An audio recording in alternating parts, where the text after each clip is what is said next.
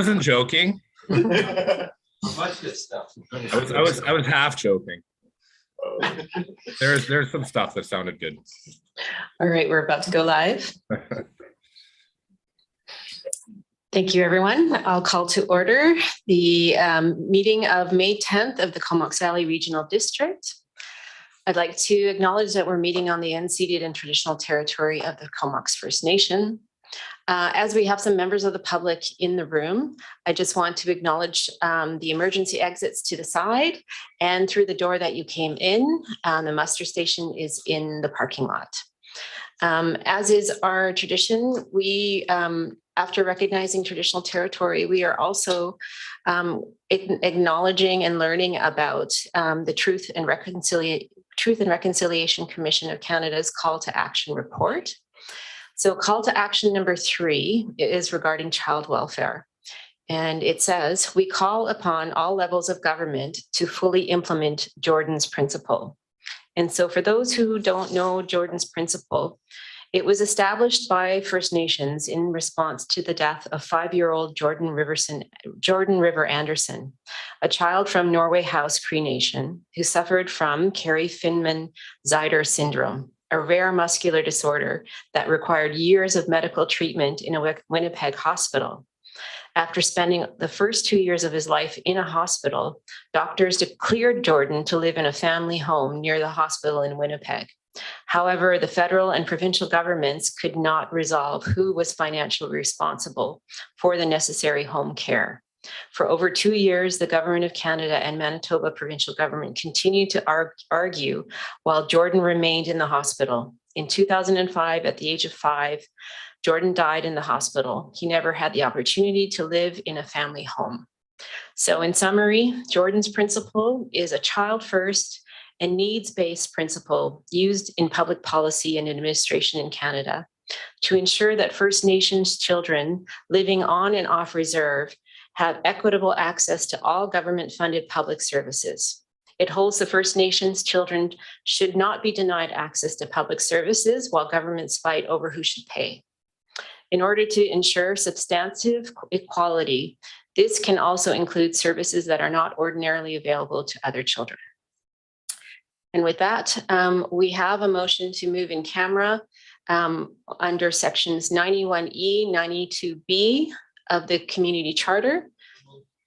Moved and seconded. Any comments on that? All in favor? Opposed? And that's carried.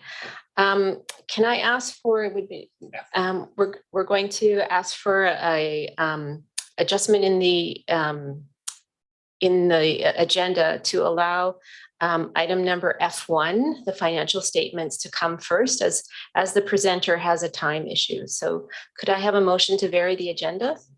Second. Moved and seconded by Director Arbour and Director Nicole Hamilton. Any comments on that? All in favor? Opposed? And that's carried. So we'll go to item number F1, the financial statements and audit findings for receipt. Moved and seconded by Hillian and Nicole Hamilton, and over to staff. Thank you very much, Chair and Directors. And I'm pleased to introduce Katie Powell, our Manager of Financial Operations, who will introduce the financial statements and audit findings. And she will then in turn introduce Corey Vanderhorst. And thank you very much to the board. It was Corey that had the time constraints today, but he's available to give you the report and answer your questions as necessary. So Katie. And welcome Katie to the board for the first time. And I will. Thank you, and thank you, Russell. Through the chair to the directors, the financial statements of the Comox Valley Regional District for the year ended December 31st, 2021 are being provided today for approval. In addition to the financial statements, M&P, our external auditors, have submitted their audit findings report. In compliance with Canadian audit standards, the financial statements are being presented for board approval prior to a finalized auditor's report being included.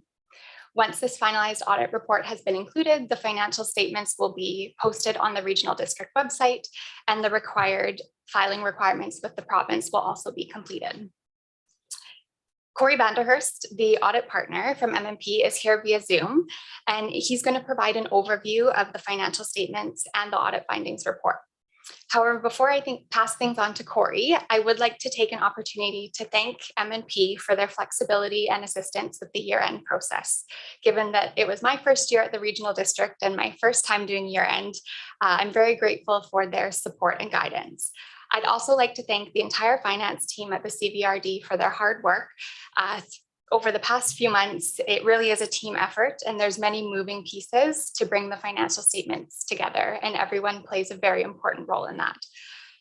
And with that, I will hand things over to Corey to provide a walkthrough of the statements and audit findings. Great, thank you. Welcome, Corey. Thank you. I hope everyone can hear me okay. I'm going to share my, if I could share screen, or if staff could put my presentation up, that would be great. Great, we're just making you co-host. Perfect, thank you. And while we're doing that, big thank you to the board for adjusting the agenda. I do appreciate that. It is a busy season with everybody trying to hit that May 15th deadline to the ministry. So I do appreciate the adjustment. There we go. Thank you.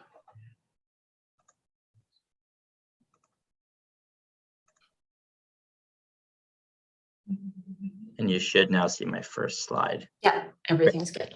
Thank you. And thank you, Katie, for the kind words there as well. Big thank you to Katie and the finance team for all the hard work getting the audit done and getting it done on time. It is greatly appreciated. We really appreciate working with her and the rest of the team, and Russell and Kevin and everybody at the regional district. So I'll take you through some highlights of the RD's fiscal 2021. As in past years, we'll talk a little bit about the financial statements, and I'll talk a little bit about the audit process, and I'd be happy to answer questions towards the end of the presentation. So diving right in, starting with the statement of financial position, or what we used to call the balance sheet, at the end of 2021, so a snapshot of what's in the accounts. You can see that cash and investments at the regional district were $108.6 million. When you add in the receivables and other financial assets, you get a total financial asset position of $136.4 million. The regional district's own debt that it's carrying is has increased from $28 million to $63 million in 2021. And total liabilities, when you add in other payables and long-term payables for things like landfill closure and employee future costs, total liabilities is $148 million. So if you subtract those liabilities from the total financial assets, you get what we call the net financial asset or net debt position, and you're actually in a net debt position at the end of 2021 at $11.5 million, mainly due to that significant increase in debt.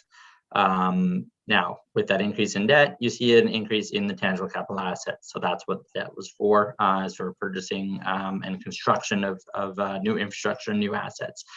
Tangible capital assets have increased from $244 million to $288 million at the end of 2021. And the accumulated surplus being managed by the regional district is $277 million. I will explain what's in that slide, or what's in that amount in a future slide. For operations for the year in 2021, total revenues were $81 million. You can see about $10 million over budget for grants and various other things. You can see timing differences between 2020 and 2021 due to significant capital projects. On the operating side for expenses, total expenses are $52.2 million, down a little bit from the prior year. It's about $500,000 decrease, and still under the budget amount of $55.7. So the annual surplus on an accounting basis is $28.8 million. Now I say accounting basis because that doesn't include any of the capital purchases and any of the other things that don't find their way onto the income statement. So it's important that we go then to the cash flow statement next, because this is a little bit more in line with how you're thinking when you're doing the budget and going through the budget process. So regional district operations brought in $23.4 million in 2021, spent $40 million on capital assets and capital projects. And there was a $12 million increase in the long-term debt net of the scheduled repayments for 2021. So at the end of the year, there's a net cash outflow in the main bank accounts of $4.8 million. The last slide to look at 2021, I promised I would talk about what's in the accumulated surplus number. So 277 million, and the vast majority of that number is in the physical assets, things you can touch, not cash in the bank account. So $218 million is what we call the equity in the tangible capital assets. As the book value of the infrastructure, water and sewer and buildings and landfills and equipment that the Regional District is managing, minus the debt that's associated with it. There's also $45 million set aside in reserves for future projects, as well as an additional $1.3 million in reserve for future expenditures.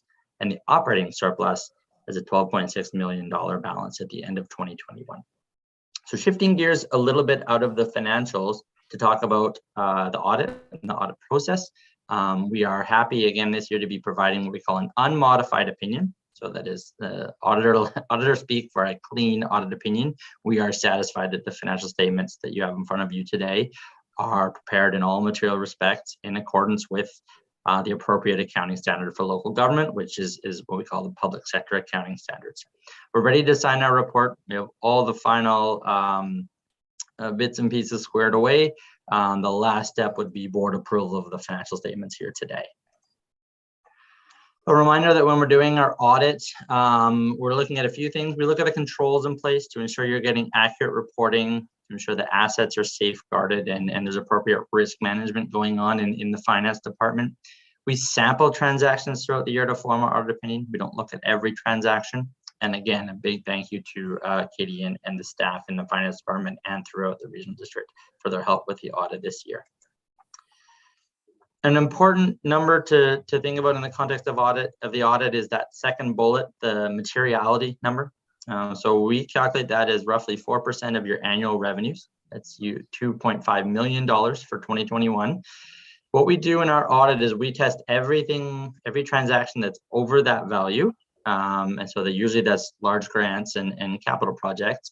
And then underneath that amount, we sample and we test to make sure that we're comfortable with your financial results. If we found anything that we disagreed with management on, I couldn't give you a clean opinion if it was larger than $2.5 million. So there was no limitations placed on the performance of our audit. We had access to all the people we wanted to talk to, all the documents we wanted to see. We didn't find any irregularities, any evidence of unusual transactions, illegal or questionable payments. We are not specifically fraud investigators or forensic investigators when we're doing a financial statement audit. Our responsibility is to report on whether the financial statements and the numbers are accurately reported. But if something were to come to our attention during the course of the audit, I would be required to report it to the board. So I don't have anything to report in that respect. I also confirmed that MMP didn't do any other projects with the regional district this year. So we are independent of the regional district for the period from the start of the fiscal year, so January 1, 2021, all the way through to today, May 10th, 2022. Thank you. I will stop the sharing there and I'll be happy to answer any questions about the financials or the audit process. Great. Thank you so much, Corey. I see Director Arbor's got a question.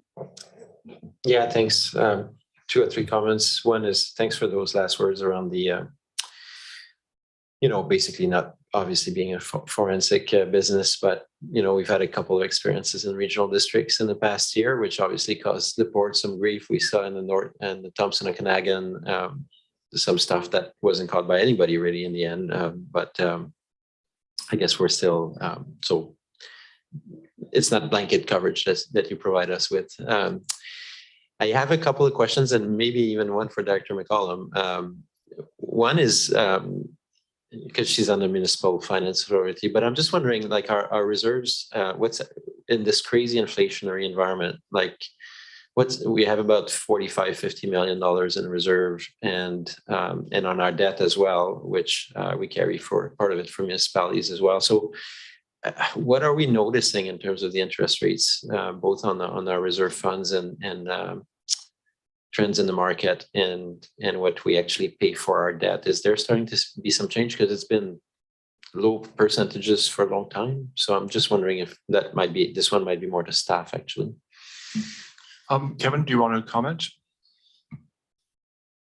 Thank you very much through the chair to the directors. So yes, I mean, Director Arbor is correct. I mean, over the last number of years, those interest rates have been fairly stable and fairly low. Just given recent trends that we're starting to see, certainly with Bank of Canada rate increases and whatnot, we are, continuing to keep an eye on, kind of where the rates go. And certainly on the debt side, if we get any kind of an estimation that, the cost of debt is expected to rise, we will certainly look at what we currently have, say, in short-term debt facilities and look at potentially converting those to long-term just to lock in those rates.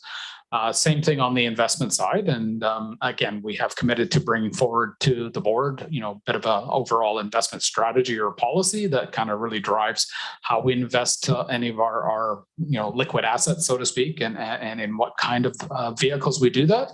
I know certainly looking at MFA versus some of the other facilities that we can park those monies in, there hasn't been a great disparity between the rates, between those various facilities. So there's, hasn't been at this point anyway, some great advantage, say, putting it at MFA versus some other area, but we will always continue to monitor that and certainly make prudent financial decisions as necessary. Thank you. And if I may, just one final question, which Corey referenced the net outflow for the year, which I guess last year we were positive, this year it's negative. Is that mostly due to the conclusion of the water treatment plant and that large project, or is it other things that are happening in regards to that negative outflow? Corey, did you hear that question? Yes, thank you, Director. Yeah, my understanding is you are correct, and staff can jump in if there's other things that would contribute to that. But the main thing is the large capital projects contributing to the cash outflows out of the main bank accounts. Thank you. Thank you. Director McCollum? Thanks, Chair. Yeah, just to pick up on the question from Director Arbor about how this plays in with MFA, just wanted to provide a small update of one of their new investment products that's now available across BC, that for the first time, I believe since the MFA was created, they've created an investment product that blends both the equity market and fixed income, which they basically have not had that available until now. And really what that means for municipalities that invest reserves with MFA is that rather than being locked into essentially a rate that's similar to what you can get on a 4-year GIC or a 5-year bond, the expected returns are about 3 to 4% higher, which is quite a significant improvement on a rate of return. Like currently you can expect about 2% on a fixed income investment, and they're projecting 6%, but it's higher risk. So in order to participate in these products, municipalities need to have policy in place that directs what type of investment they're looking at, and it needs to only be long-term. So it is another reason to get our investment policy up to date is that if we want to participate in these new products, we need to have policies in place that reflect that we have an understanding that, if the market dips, we don't, pull our long-term investments and make a different decision a few months later. So just wanted to add that. Great, thank you. I don't see any other lights on, so I'll call the question on receipt. All in favor? Opposed? That's carried. We have a recommendation. Moved by Director Arbor, second by Director Hillian. Any comments on the recommendation? Seeing none, all in favor? Opposed? And that's carried. Thank you. So we'll go back to the agenda where we were. We have adoption of minutes from April 26, 2022. Second. Moved and seconded. And any comments on the minutes? Seeing none, all in favor? Opposed? And that's carried. Great. Now we've got a delegation from the Air Quality Roundtable, the Hearth industry participants. I'll ask them to come forward to the mic. Moved and seconded, Director Arbor and Director Nicole Hamilton. And while you're getting ready, we'll just outline that as is our board policy, we give every delegation 10 minutes to speak. I know this delegation has asked for more time. At 10 minutes, then I'll poll the board and see how the board is feeling and whether or not we should extend that. So if that's all okay, and you just press the button when you're ready and we'll proceed. So welcome, and apologies if you can also introduce yourselves so that we know. Oops. Oh. Try again, President. Yeah, good. Good. Oh, It's loud. Yes. okay. My name is Tommy Witwer. I own Comox Fireplace and Patio. You want to? I don't know if you. My name's Jamie Payne. I own North Seating and Fireplace in town, and I'm also the regional representative for the Hearth and Patio Association of Canada. Do we need to represent anybody else? Richard Oliver from Oliver's was supposed to be here too tonight, but unfortunately he came down with a head cold, and out of abundance of caution, we thought it'd be best that if we bring forward his few points and he can stay home and rest versus getting anybody sick. Great, thank you. Go ahead. Okay. So we are here to formally express our disappointment and disagreement in regards to the report and action plan put forward by the Airshed Roundtable. Here's why. Not enough research was done before recommending highly impactful actions to the community. The information that was gathered is dated and should not have been used to make such decisions. In my world, if someone proceeds to action based on such poor data collection while spending that much money, that someone would be fired on the spot. Do you really believe that the Comox Valley is the only place in the world that has airshed problems? Many other places with similar circumstances have undertaken research, collected data and information, yet nowhere else have they concluded to ban wood. To believe that one is smarter than the rest of the world is unbelievably pretentious. Make no mistake, you're about to proceed to action based on one stationary monitoring station and a mobile monitoring study that was conducted in 2009, 13 years ago. In the same time period, the emission standards for the wood burning industry have since gone from over 7 grams per hour emission to 2.5 grams per hour of particulate matter. And some of the stoves actually have way below that. I strongly believe that Cumberland, Comox, and Courtney prematurely decided to ban wood. And since then, the regional district is trying to find data that supports this narrative, instead of first collecting up-to-date, accurate data and information, and then proceed to action. And this, ladies and gentlemen, is not acceptable. Thank you for listening. From my standpoint, I came into the process first as a business owner, then as an industry expert over 15 years as a ticketed member, first as a sweep and as an installer. And then as a person, I've moved here since '99. My wife is from here, so we've raised 4 kids. So we live, work here, and play here. We want to be part of the solution, not part of the problem. With all those different hats I wear, I also took on during this time being the rep for the HPBAC2 as well, with all my accreditation and whatnot. During the meeting, a lot of the times, whether it was as a business owner, a family person from the Valley, or as an industry expert, a lot of times my opinions or the evidence we brought to the table was largely either ignored or disputed without any real feedback. It felt that the process was pushed in one direction, and other times it felt that the process didn't really have any traction, or we didn't have enough time to, as a group, work together to find any meaningful outcomes versus just stating your opinions and then moving on. One thing that the page 13 of the report actually mentions, that goals 2 and 3 will also have to require further expansion and exploitation by the staff. So it shows that really we don't have any firm conclusions met here. It was very hard in the last year for us, specifically during COVID and the restrictions a lot of us had. A lot of frustration was vented back and forth. A lot of people went into this process with good faith. There was nobody going in there, as far as I'm concerned, who had no desire to work with each other. We all have different opinions, but the long-term goal is we don't feel the process really got what it set out to be achieved. A lot of our viewpoints, whether you're for, against, or on the fence, they just didn't seem to get to that point. And lastly, as the area rep for the HPBAC, we're hearing from a lot, not just from our members, but also members of the community where we're not being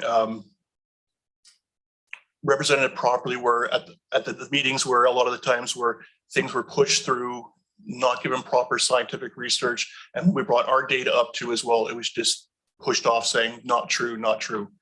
So going forward, we just want to let you know that we're not going to back off.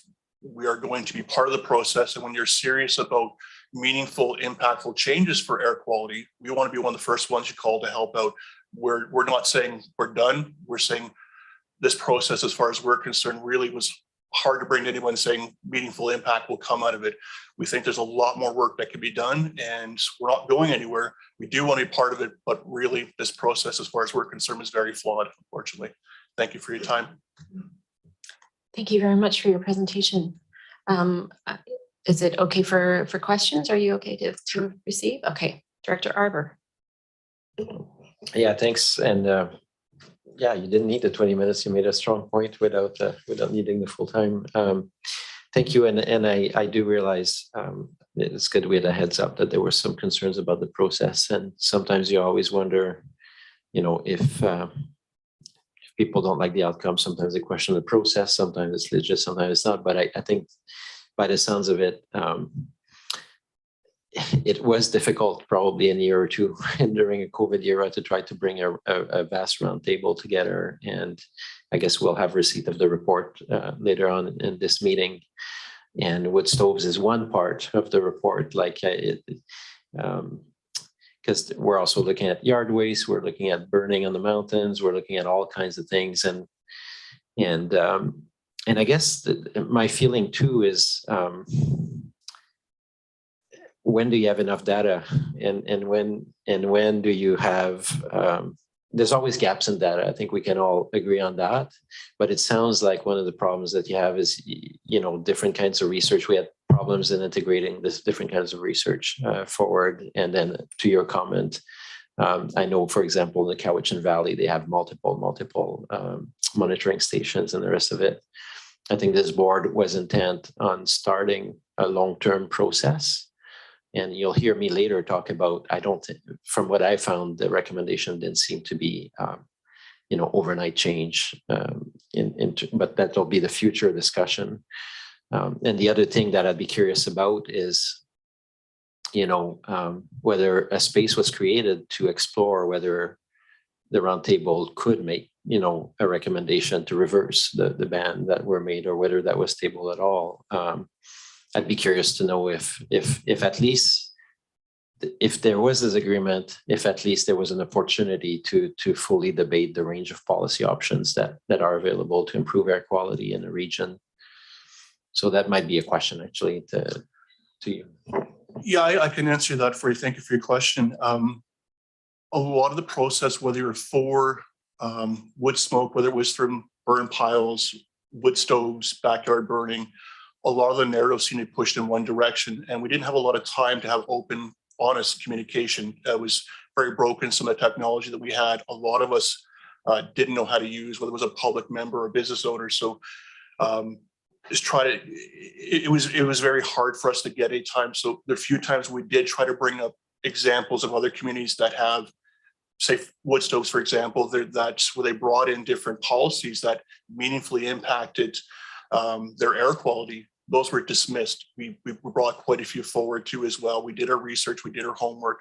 A lot of these meetings were in our busiest time of the year, and we did our research, and so did other members too as well. But a lot of things that they weren't on the agenda, they were just pushed off, and it felt very flawed. Like it was probably because a lot of us that were involved in the process never had this before, but we never did get an actual chance to go further into our arguments and whatnot. Thank you. Director Grant? Thank you. Could you explain what you mean by a ban on wood burning? Because I know that we have not put a ban on wood stoves in Comox. I know we don't allow backyard burning, and I know we said no more wood stoves in new construction. But if you look back, we only had one wood stove put into a house in 10 years. So I'm not like, and I've heard the ads on the radio, and there's lots of discussion about this in the community, but I'm not sure, like, are we talking about the same thing here? Because we didn't put a ban in our community on wood stove burning. So we're referring to the bans. We're talking about the restrictions that are currently available, but basically is a ban in essence that if you don't currently have one, you can't upgrade. And with the permits that are being pulled, the homeowners, like we do gas, we as contractors are responsible to go through BC Technical to pull our permits. This is one of the things we brought up during the roundtable was the process for pulling permits, to give you guys a clear example of how many stoves were actually installed properly. Whether it's Courtney or Cumberland to pull it, or Comox where I live and work, pulling permits was always on the homeowner. We asked the homeowner to pull them. People can buy stoves from Costco, Home Depot.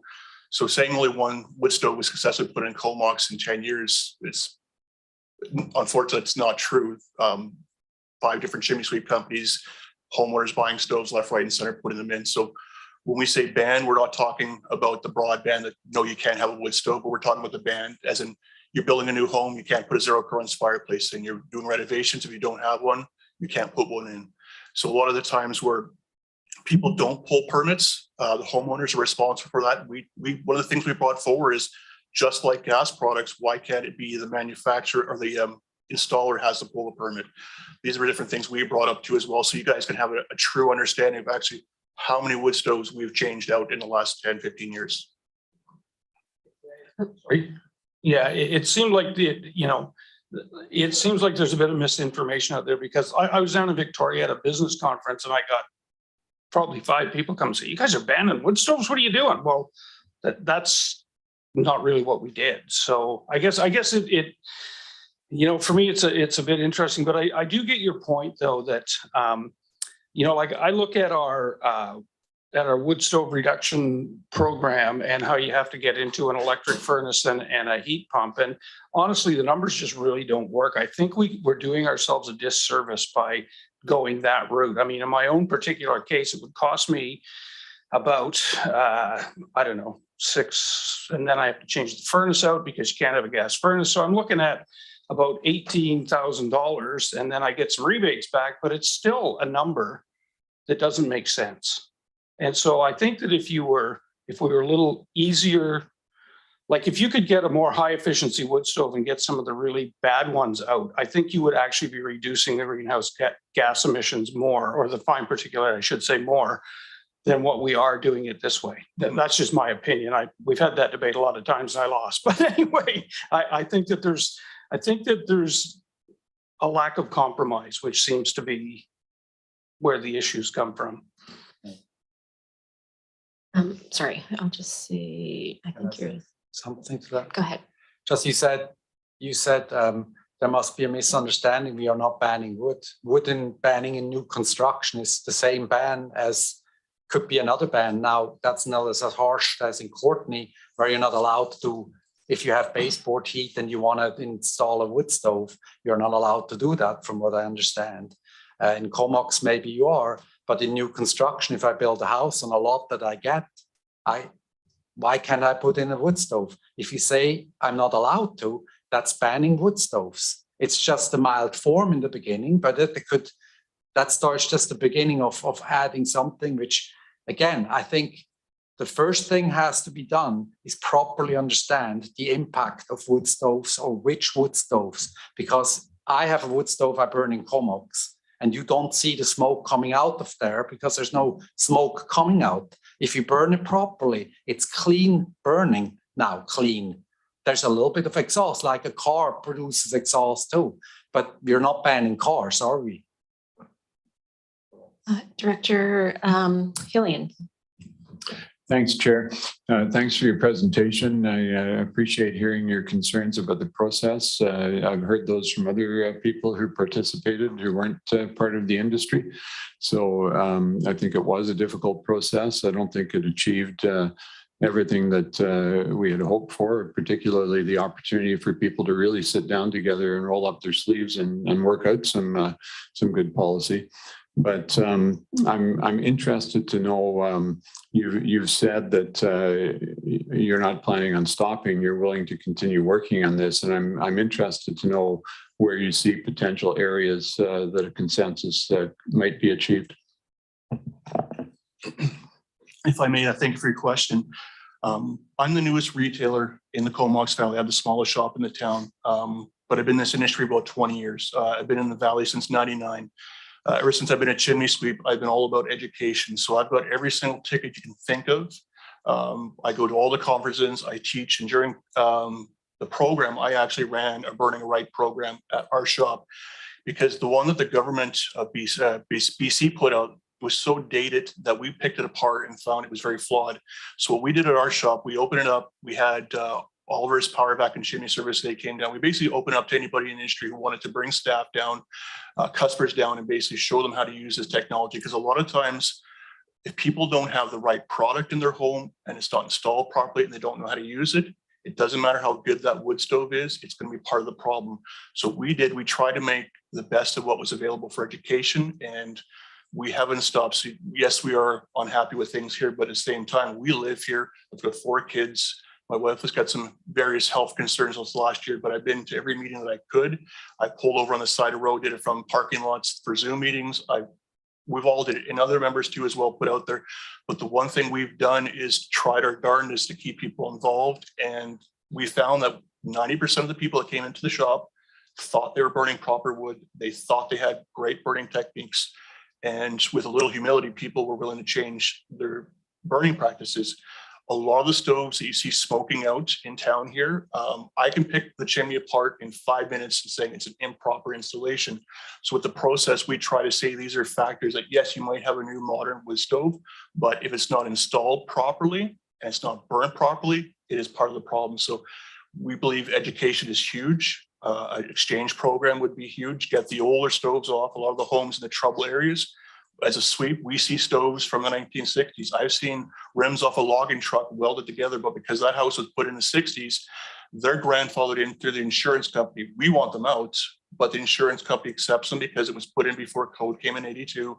So therefore they're allowed to stay in. So we think that there's a lot of work to do to get old stoves like that have no part burning in the valley, getting people educated properly. We understand it's a lot of work that shouldn't be just solely put on the government saying, well, you guys deal with it. We want to be part of the solution, not part of the problem.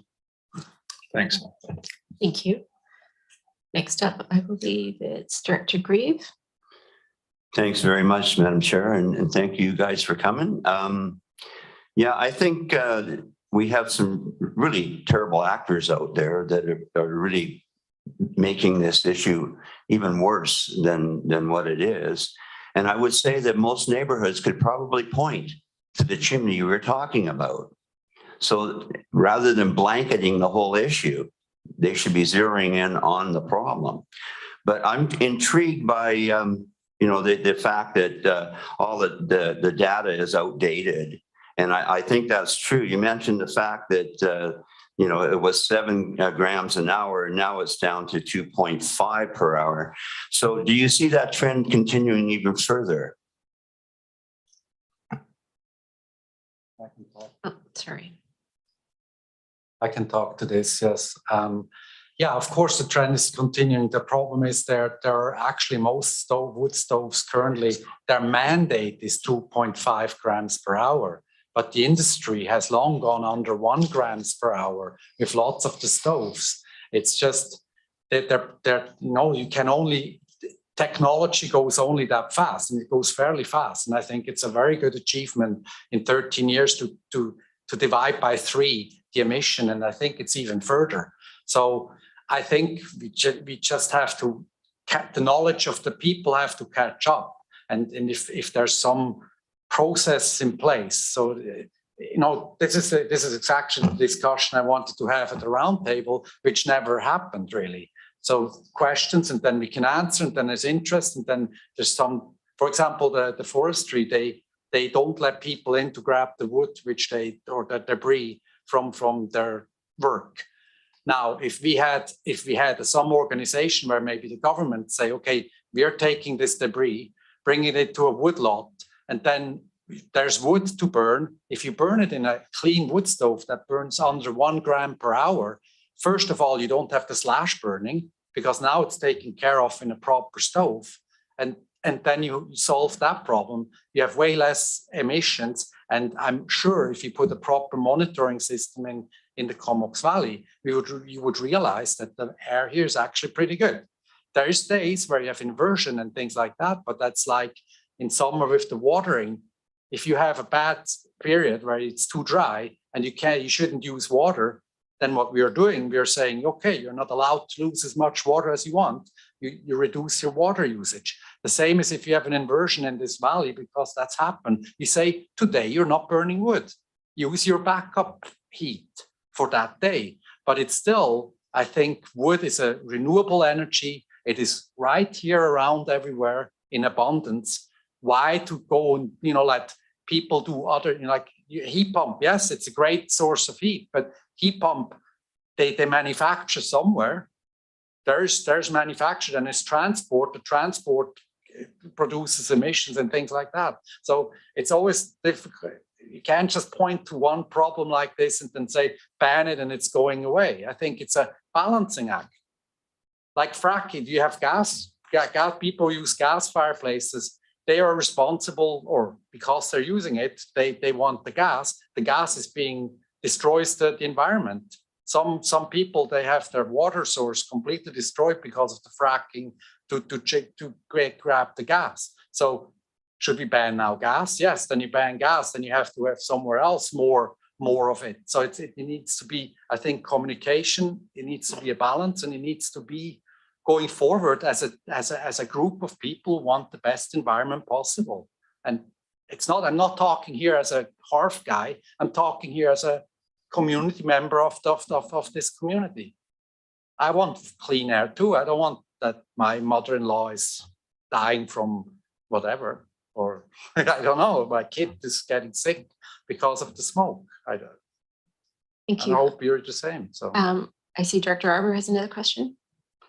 Yeah, thanks. I think you're getting to the crux of the issue in terms of the material, and I don't think we want to drill into life cycle analysis of different products right now, although we could. But I guess, first of all, I think we recognize, and I like your comments. I think what we'll find in the report later on in the agenda is there's actually a lot of stuff that is agreed on, the education, all those different things. Like there's a lot of, I think, things that people agree on. But I guess I put my mic back on because you said, we're not banning cars, and we actually are.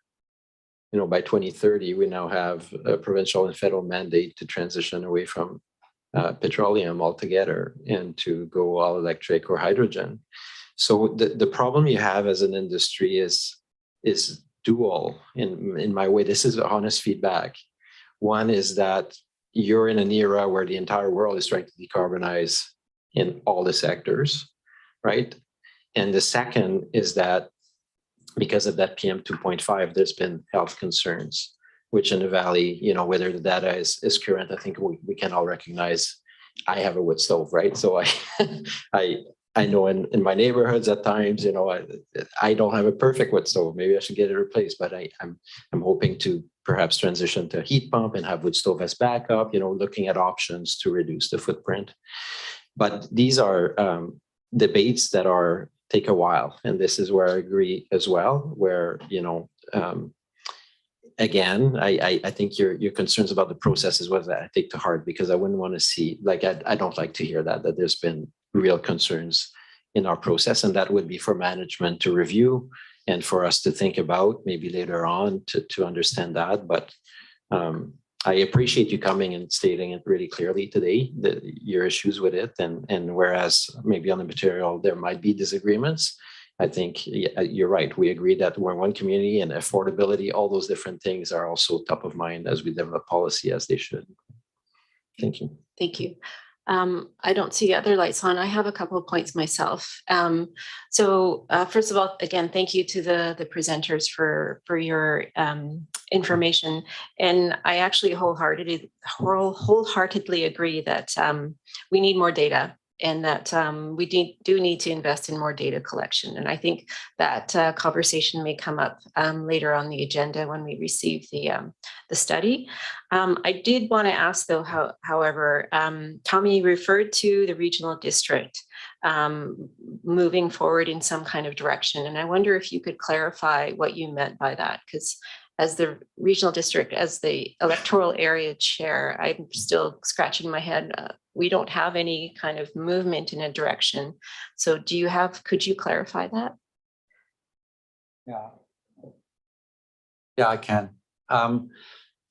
First of all, most of the members of the regional district sit in the cities that they represent as well. So, and when I asked at one point the question about why do Cumberland, Comox, and Courtney ban wood or new construction or whatever, it was told me by the recommendation of the regional district. So that's what their excuse was, maybe, I don't know. Now, on the other hand, without that information, the wood stove exchange program clearly makes it impossible for somebody who has a wood stove to get a new wood stove with rebates because the new wood stove was taken out. To me, that is a form of ban, because I don't get the advantage of having a reduced price on something that would actually help the environment by going greener with my or less emissions with my wood stove. And that was taken out. To me, that is a directional change, which to me isn't a hint. Then there's other things in the report. I don't remember all the details, but and the name changed from air quality in the Comox Valley to smoke reduction. So it's not like we kept on doing better air. We went to reduce the smoke. And that is, to me, Thank you. That's a good explanation, at least an understanding of where you're coming from. I think all of the directors here have received emails from the community that in part were spurred on by the Patio Hearth website. We had a lot of electoral area residents who were panicked that we were banning wood stoves. And so in some way, I actually have to thank you, because I don't know if folks know that we don't actually get people's contact information in the areas that we represent. And so I was able to connect with over 200 individuals and basically educate them into what we were and what we were not doing. So, to clarify, in electoral areas, there is no such ban. People who have wood stoves can continue to have wood stoves, and new construction continues to install wood stoves. We don't have any kind of policy on that at all. So again, thanks for letting me connect. I see that there's a comment. So my name is Jeff Loder, I'm Director of Public Affairs for our association. I just want to make a point, because people are talking about data and research. There is a huge amount of public policy research on how to address air quality issues at this level where there's an airshed. Tons of it. It just wasn't examined. This is not a unique issue or a problem from a public policy perspective. It's different, though, when we're talking about data related to the health impacts of wood smoke and things like that. What Tommy was saying at the beginning, and Jamie also said, is that's not what was looked at. That is a different thing. So I would like it on the record, this policy problem, and if nobody here is saying there isn't an impact from wood smoke. But that's different than the impact of a certified wood stove in a house setting and what that means for a community where there's air sheds and different things. And there's a ton of research on that. But I did want to address sort of the issue, or a couple of questions about how we move forward. I would like to remind everyone, we were here last year and we said that the industry would come forward and make sure to do everything we could, financially and otherwise, to take out all the old stoves in the area, because we have done this across North America and across Canada. We would also work on new regulations similar to Quebec City, Montreal. We're talking to Vancouver now. So we said that a year ago. And over the last month or so, a study that was supposed to be for regional air quality came out as a wood smoke reduction strategy. And I'm sure any reasonable person assessing that is struck with that change, which nobody knew was happening. So I'll say, you know, you're welcome for raising for that part of it, but we're not making any apologies. When from a process perspective, we were ignored and we brought what was being discussed to the general public in the Comox Valley. And there is you're not voting on it today, but there is a recommendation to start phasing out wood stoves in the study. So I don't think we can just forget that. It does say that. You're not voting on it today, but it is the recommendation of the Airshed Roundtable that they begin phasing out.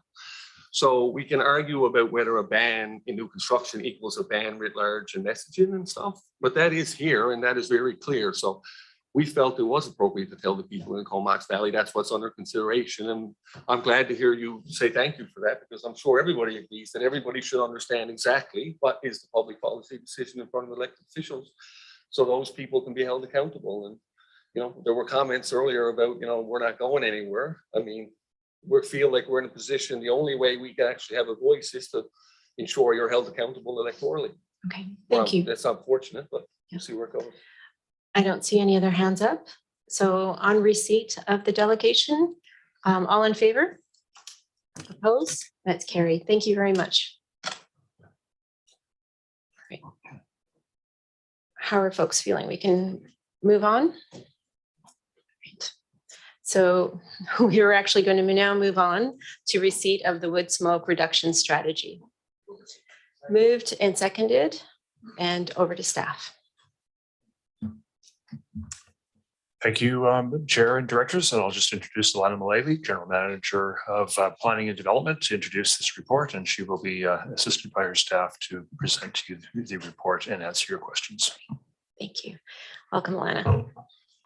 Great. Thank you very much, Russell and Chair Hamir. Through the chair, thank you very much for having us to talk about this work, this body of work that we've been doing with you over the last 2 years and working with the roundtable and our steering committee. Daphne Mazarura from our planning department is here to present the staff report and to talk a little bit about the strategy. And then we're both here to answer your questions, including those that may have come to you during the delegation's presentation. Thank you. Thanks. Welcome, Daphne. Thank you, Alana. Through Madam Chair to the board. So the wood smoke reduction strategy was developed through the intensive engagement of the Airshed Roundtable. The strategy is a key deliverable from the work that has been done in the past 2 years.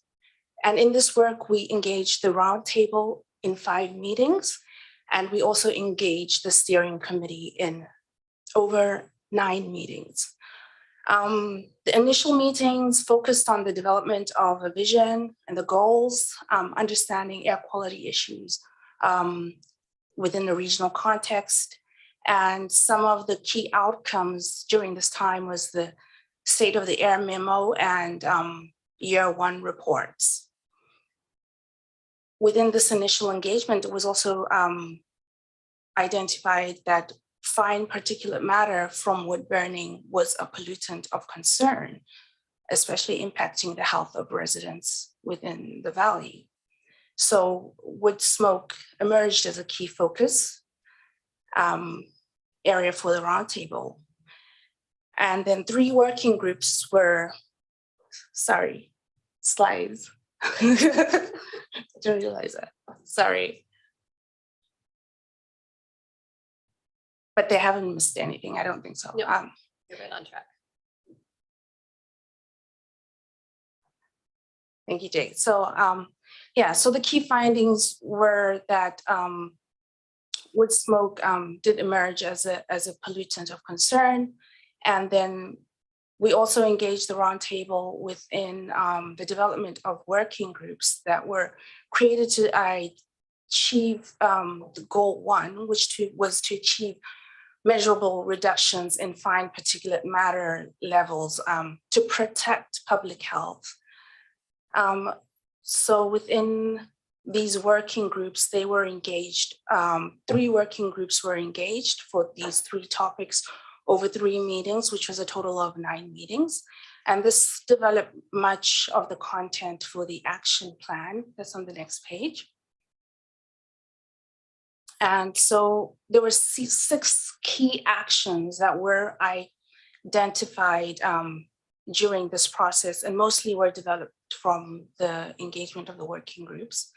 And within these 6 main actions and the sub-actions, it is to be noted that we didn't reach consensus on all of the detailed or particular issues. However, these 6 actions provide a foundation whereby our municipal partners can use this as a resource to guide for future work to try and reduce the health impacts of wood smoke within the community. So next slide, please. Thank you.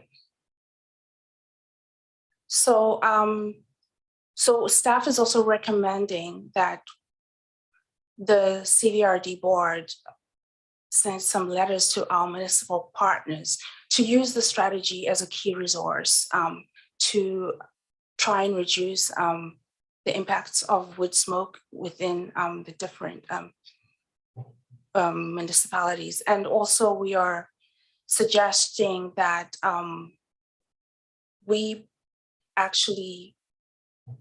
that this strategy be implemented, starting with the goal 3 related actions. And goal 3 was to engage and educate the community on the impacts of wood smoke. And this would be beginning with the public webinar series. Staff is also recommending that this webinar series will be done with a continued collaboration with the steering committee on certain topics of which they are subject matter expertise. The first meeting would focus on the presentation of the strategy to the public, and other key topics could include health impacts, smart birding, as well as air quality monitoring. So this is a summation really of the strategy and our recommendations from staff. And we're open to any questions you may have. Thank you. I'm just pulling the board. We also have an addendum.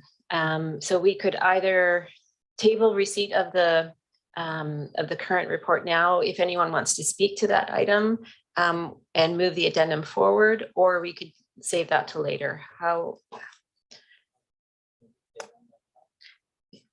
Or do we? Yeah.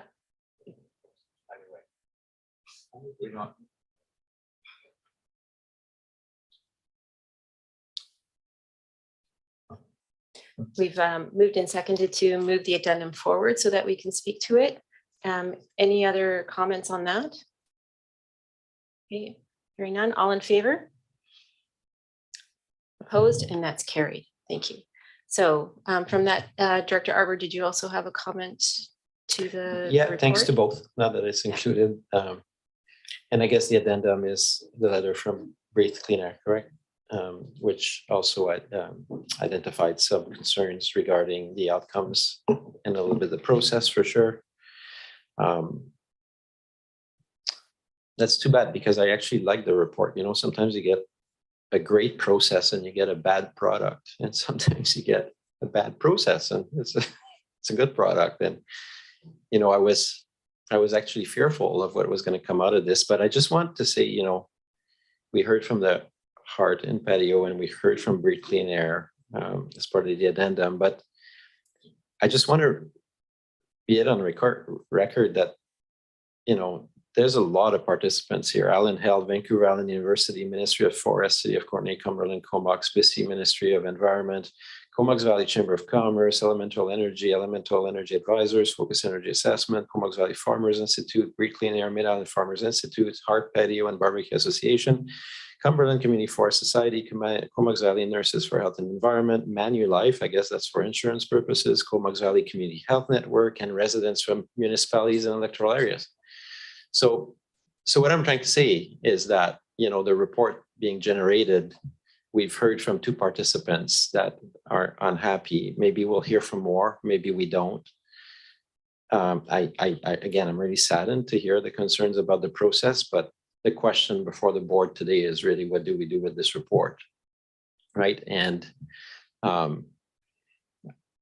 there's a lot of good stuff in there that actually, it's good to hear, and some of our programs are great. Like, we're putting pressures on ourselves, like our fire departments are starting to do chipping and things like that, right? To reduce yard burning, and we do that for free. And there's just a lot of things, the education, which the Heart and Patio also talked about. I too am surprised that it moved from air quality to wood smoke. I don't know how that came about. I was happy with air quality, but the goal is the same. I think as a valley, there's been a problem for a long time that is not unique on the coast. I agree with that, but I think it's good for society to try to organize. And if we always default to let's do nothing because we're used to what we're doing, then the problems keep going, right? So yes, there will be some pains. There is nothing in this report that's like tomorrow, like take people's wood stoves away, or for the BC environment to pull permits for burn permits for the forest companies. Like, there's nothing too drastic, but it's definitely a call to wake up and to say, how do we go about a transition? And this is where I think the concerns of the industry in particular, and I understand that, it is difficult to reconcile, because I am personally of a belief, as many are on this board, that we have a large climate transition before us, that there will always be an excuse to not decarbonize any sector because of the immediate impacts. And so you end up with 30 years of broken promises by governments around the world, not bending the curve as we did with COVID, and we just keep emitting, right? So there's a climate, and then there's the actual particulate matters, which it was great to see the health sectors kind of bring that to light as well. So again, myself, I do believe, like, I heard the word compromise and all those things. I did talk about my own situation. I would like to reverse. Like, right now I use electricity sometimes and mostly wood stove, say, in the house. And I'd like to revert that equation over time, right? In the rural areas, that's what makes sense. We have long power outages. Dr. Amir talked about it. For municipalities, the trend is difficult. Like, what large cities now have a majority of wood stove appliances, right? The world is kind of moving to electrification, trying to find green sources of energy that don't emit or pollute. Anyways, my thoughts is the report is hopefully workable. I'm hoping that the roundtable, or what the next iteration, that we do develop sound public policy. And I have an open mind. If this table had come back, and I'm not involved because I'm a rural area, but if it had come back and said, the municipalities, you've gone too far, you need to reverse your ban on new construction. If you had like 12 of those organizations saying you made a mistake, but we're not hearing that. We're hearing from a couple, and one that we don't go far enough on the other side of the spectrum, that they think that this is not aggressive enough. So I'm just glad we're working on it. It is a tough topic. I realize that's a political topic as well, but I actually think the report for me is not the end of the world. I think it's a workable report. Thank you, Madam Chair. Thanks, Director Arbour. Director Green? Thanks, Madam Chair. First of all, it's important to realize that carbon dioxide is actually a molecule with 2 oxygen atoms bound to a carbon atom. When we talk about PM 2.5, it is an actual carbon in a solid state. So it's not the same thing. I think we've totally missed the mark on what we set out to do. We had air quality hotspots. We had over and above PM 2.5 in these certain areas. We set about to rectify that, but I take it to heart that much like putting a thermometer on the bellboy out in Comox Harbor and saying, now we know the temperature of Georgia Strait. We have one air quality monitoring station sitting up at Comox L or whatever. We're basing everything on that. I think that we have to get tough with the perpetrators that are causing the issue. It's a health issue, plain and simple. I've talked to other electoral area directors at the LGLA electoral area forum, and they've talked about the purple meters, and that's the PM 2.5 meters. Why the hell don't we buy one? So we can actually find out where the problem is, who's causing it. In other jurisdictions like New Zealand, they actually go knock on the guy's door. We talk about, swapping out wood burning devices for electric source. And that's all great, but I don't want to get into that conversation. But are we going to have to be damming up more river valleys and creating more hydroelectric power? And what about if we turn into California and Arizona, where the dams are standing there with a little puddle upstream? I mean, we don't know what's going to happen in the next 20 years. We may not be getting that rainfall. So we have biomass in the woods that I agree we should be utilizing to some degree. We should be, if not burning it per se, be like Norway, where they pelletize it and use that. Norway has lots of oil. They don't burn their own. That takes the idiot factor out. And folks, quite frankly, we're dealing with the idiot factor here. We got people, look at some of these pictures in the report, people burning leaves and what looks like morning glory vines, on a fire outside. So we've got some low-hanging fruit we can take care of right off the bat. If we identify the perpetrators, the problems, and deal with that, rather than giving public money out to 225 people, many of whom are living in $1 million homes that didn't really use their wood stove anyway, but they could afford a heat pump. When we have, Jack up in the double wide trailer on Tweed Road there, they're still using a Fisher stove they bought in 1972. So, there's a lot of stuff we can do in practical terms. Outdoor burning is really interesting because, I think it only accounts for about half of the outdoor burning, I think, or even more than that, about 1/3, I think is caused by upland resource use.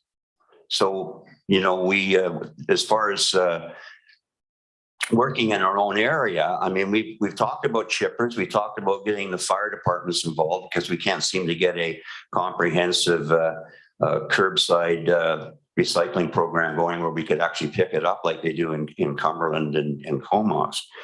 But I think there's some stuff we have to look at here. If you can't, and I said this before, if you can't measure it, you can't manage it. We're not measuring it. We're just saying, here's another $80,000 of public money for you and giving it out there. We're not following up. We're not making sure that that's targeting the problem. We're not dealing with the problem.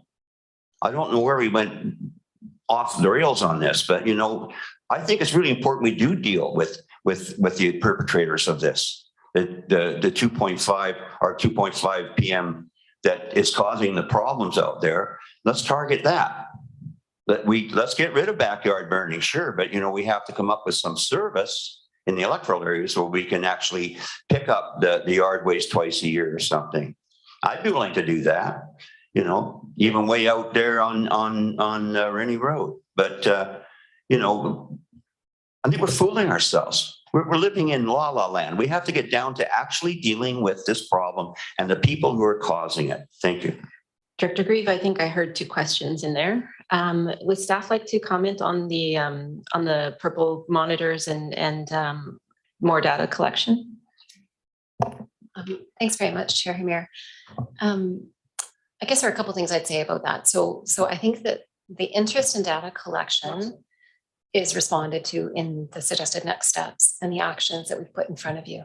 So it's widely recognized that additional data is required so that you can understand not only where source pollution is happening, but also understanding progress. It's important for people to know, are our efforts adding up to anything? Local government does not collect, in this jurisdiction, does not have a practice presently of collecting air quality data.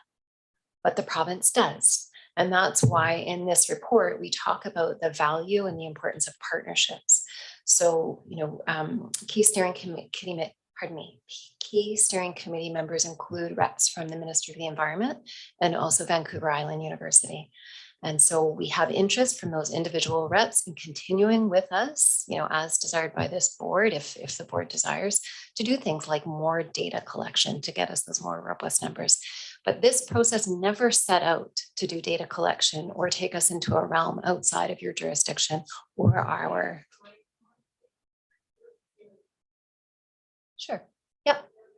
Yeah, so this process was never about going out and taking on data collection, but we can do that in partnership if that's something that the board wants in order to track and monitor our progress. The Purple Air Monitor Network, that's a really interesting and exciting form of citizen science. And this is it was created within academia. And there are, we have Purple Air monitors here in the Valley that private citizens have installed. And certainly there was discussion at the round table about encouraging that and doing more of that. And we talked with the former air quality coordinator about working with the Ministry of the Environment to put together a grant application. So we can do that. And that all feeds into the actions that are recommended in this report. Great, thank you. I think I also heard from Director Grieve. Were you asking about our chipping and where that is? Yeah. Does staff want to comment? Yeah, a chipping program is run through our fire departments. It is sponsored by the province in terms of the grant funding that's available to it. I understand from Doug DeMarzo that we're still waiting on the award of a similar grant, and we can't expect that before this fall. So, sorry. Yeah. Just to clarify, we're waiting on contractors to deliver the grant. Contractors to deliver the grant, but don't expect anything on the ground until the fall. That's fair. Okay. I just want to correct, though, that program is about Fire Smart. It's never intended to, although it has the additional benefit of reducing the amount of wood waste that would be burned, and that has effects on air quality. That's not the intended purpose. And it's also not all inclusive. It's intended to show examples to the public and use this as a forum for showing how to better manage your property and how to go about things. It will never be a program as it is currently funded by the province to deal with all the problems across the region. It just touches on some of the problems in some of the problem areas that have more of a fire smart issue. Thank you. Dr. Hillian? Thanks, Chair. So we have had some concerns expressed about the process. So I had a couple of questions that I wanted to put to staff in regard to that, and probably have some other comments later.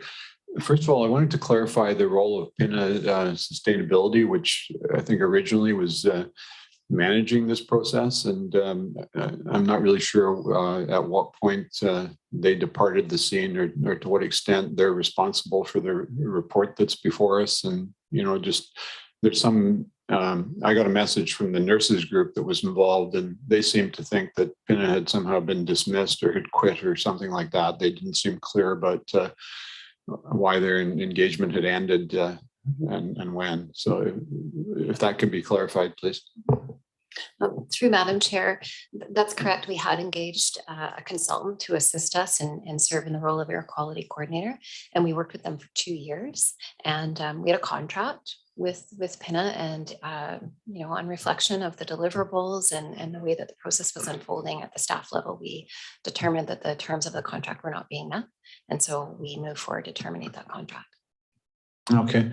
The other thing that people didn't really seem clear about was how the action plan and the next steps in that stage of the report was formulated, because it was suggested that the roundtable didn't really have any engagement in that.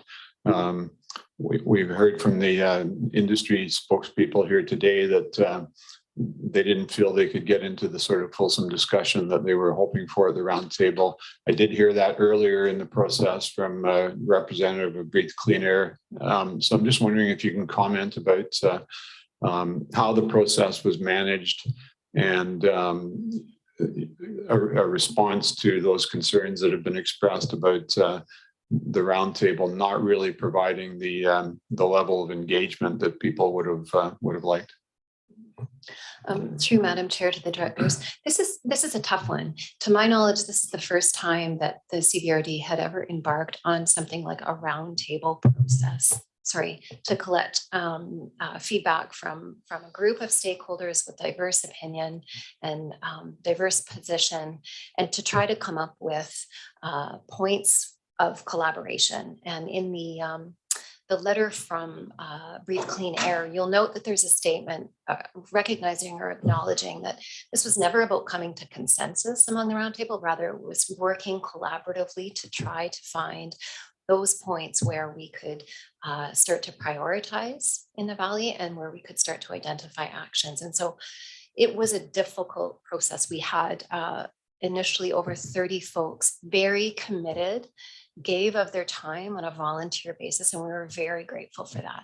We were also very grateful that we had, and this came up in Jamie's comments, we had a group of folks that were trying to adjust to COVID and what does it mean to engage with such a large group in a virtual setting when you have rural folks maybe without the best rural internet connection trying to engage in a process, when you have folks for whom Zoom is very new technology. Those were challenges. There is no doubt about it. And I'm confident that had we been able to come together in person as a group, the process would have been much different, and I would suggest would have been much smoother. And I don't think it would have necessarily ended up in a different place, but likely would have been easier.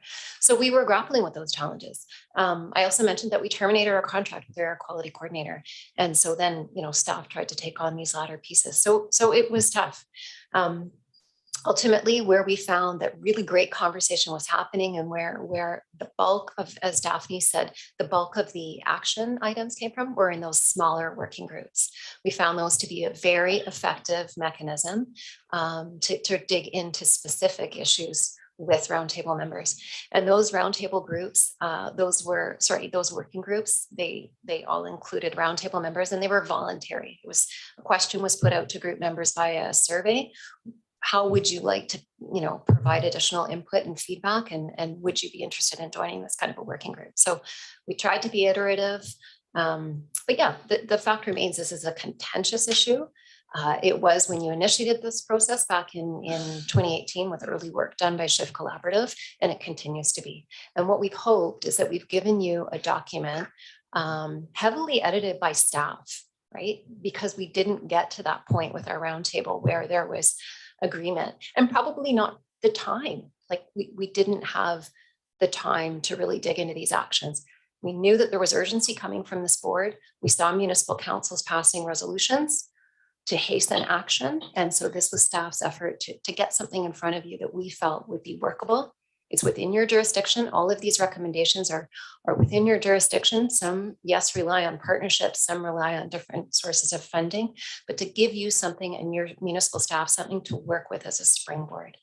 And our hope now is that we can go out to the broader community and share this strategy and to start to get going on these 6 actions. Yeah, thanks. My initial reaction to that is that my preference might have been to have heard back at some point that the consultants were no longer involved and that the process had challenges related to COVID and other things, and perhaps we could have considered extending it. I'm not sure, but the other question I had was there's a comment in the report that suggests that the roundtable is now wrapped up, but then there's another comment that talks about engaging members in ongoing activities, and so there seems to be a bit of an inconsistency there, and I'm just wondering if that could be clarified, please. Sure. Through Madam Chair to the directors, there might be a bit of challenge in the language. So the steering committee members, those are members of the roundtable. And so what this report speaks to is that the initial vision of the large roundtable, so that's that 30+ member group, was to convene for 2 years. And we've done that. Year 3 is about implementation. And we're suggesting to you that we think implementation, relying on partnerships, relying on resources and expertise that we don't have here at local government, is best served through continued work with the steering committee members.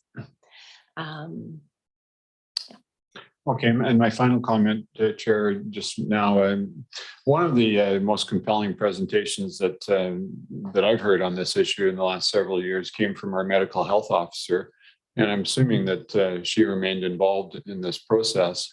I think it would be really useful to hear some type of input from Dr. Ann's, both with regards to the process and the recommendations, and perhaps how we might move forward on this. It's my view that the Ministry of Health should in fact be the lead actor in this whole area. And you know, the resourcing issues and the staffing challenges that we have to try and pull a process together like this don't seem to have really met the needs that I think the community has. Nonetheless, I'll agree with Director Arbor. I think there's a lot in the report that is useful, and hopefully we can move forward in a way that will build on the most useful parts and engage those in the community who want to continue to work on this. Thank you. Okay, thank you. I just want to note there's quite a few speakers in the lineup. So if folks can keep their comments succinct, then I'm going to try and get through all of them. So Director Morin. You're asking a lot of me, you know, that. I know. Okay, a couple comments and then a question. Well, first of all, just sort of taking in the report and also the previous delegation, and thinking about the emails that we received and that I responded to. Many of them were, you know, form letters, and some people actually expressed that they didn't even send the emails, which was interesting that someone else sent them on their behalf. But the people that did provide some details and some anecdotal story, you know, some anecdotes around their experience or what was most compelling to me. And to me, this boils down to a few different themes, and one of them being equity. I would say that some of the hot spots that we have are clearly in homes with lower incomes, not able to upgrade stoves if they wanted to. Even a rebate is not going to do a lot for them. They may be renting. The landlords, frankly, are not helping them out. I also heard some compelling stories from some First Nations folks who expressed the ceremonial use of fire, and I found that obviously really spoke to me. I don't think that most of us want to get rid of fire, like a ceremonial fire or a bonfire, you know, once a year at Halloween or whatever. But I do think that the claim that the health impacts are exaggerated is not something I can get on side with. I've spoken to people who have been impacted. I've seen the photo. We've had photos and videotape, and we've heard and seen the impacts. And so I'm glad that Director Hillian brought up the health piece. I don't think any of us went down this road because we want to impact someone's livelihood in terms of selling wood stoves. We went down this road because we could see and hear the impacts, the health impacts, the quality of life. We have bylaws in place for other things, for noise, smell. We got rid of a huge odor problem out at Curtis Road.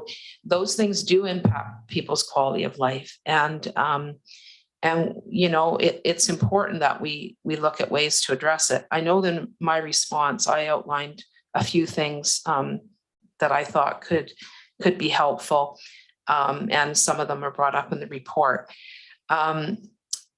We received emails before we seen this report, before we saw recommendations.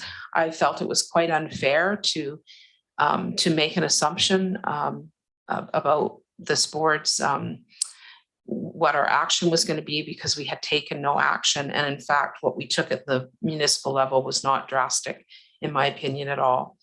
So my question goes to the educational piece. I'm concerned that the same people who are struggling with equity, with low income and all of that, how is that going to create any change and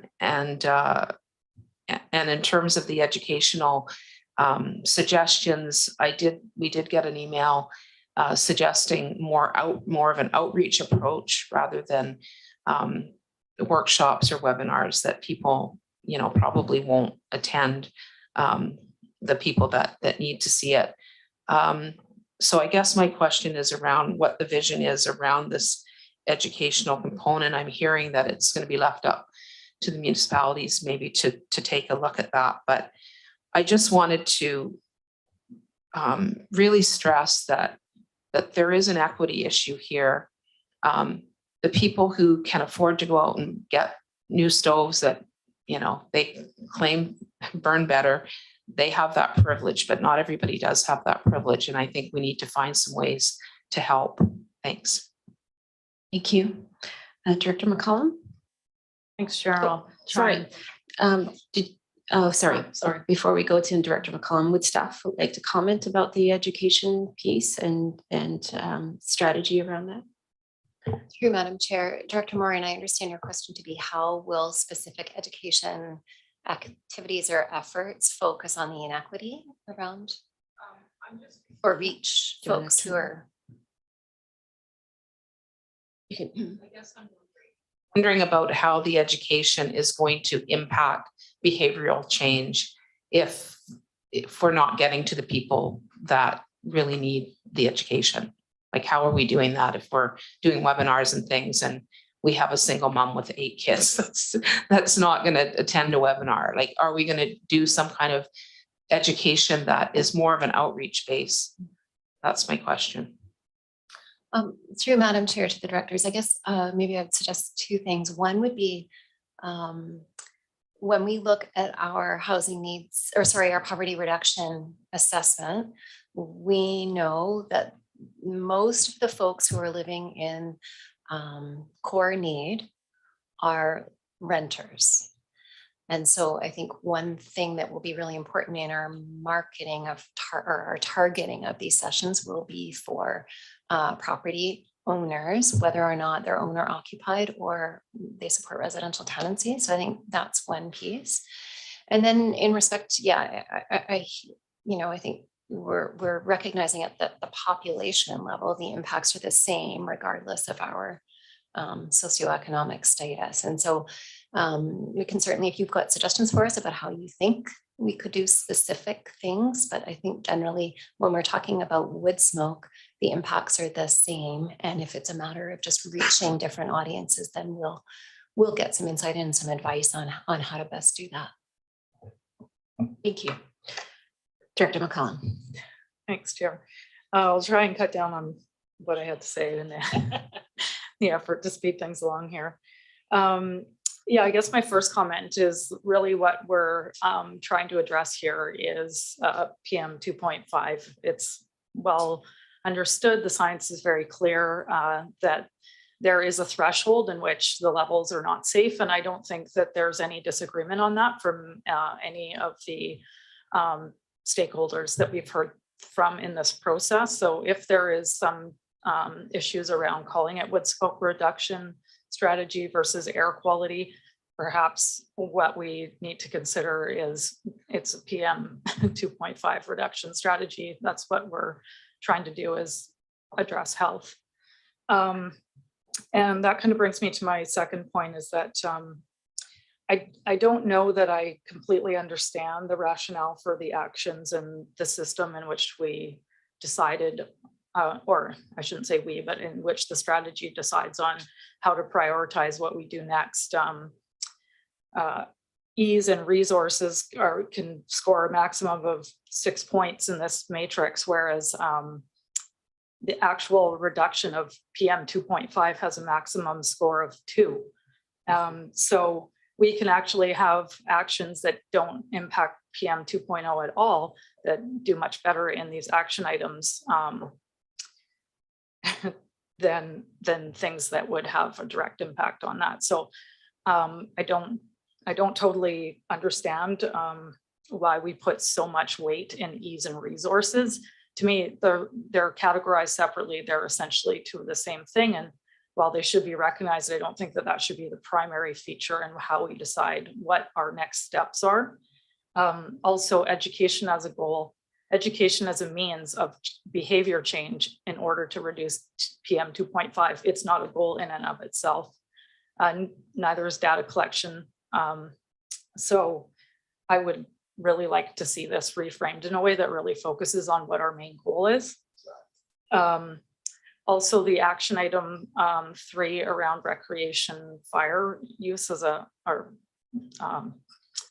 the slide's gone now, but as far as I know, none of the municipalities allow for recreation fires, so I'm not sure why that's the next step. It seems like, and also it doesn't coincide with when our PM 2.5 levels are highest. We can't have recreation fires in the summer mostly, and we don't tend to do it in the winter.